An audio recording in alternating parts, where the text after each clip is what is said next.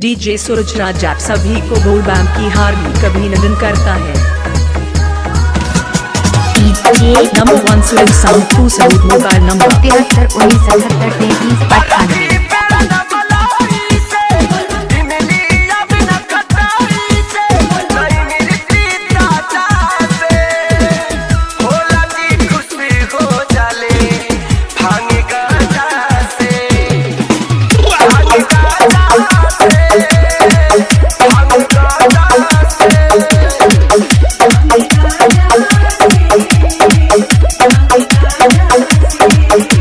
Super सूरज sound 2 सबूत कस्तूरबा चौक 7319783398। DJ Surajraj आप सभी को बोल बैंक की हार्दिक अभिनंदन करता है।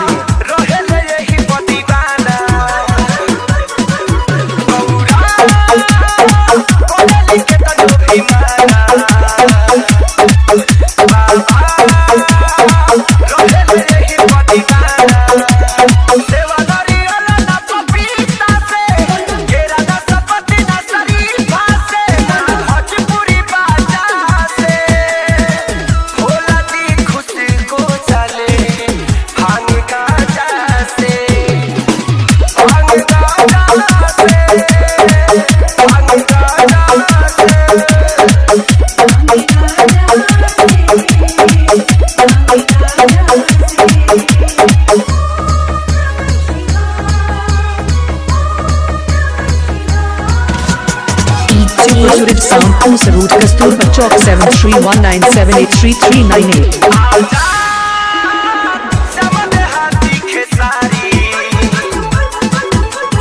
डीजे सूरजराज आप सभी को बोल बैंक की हार्दिक अभिनंदन करता है।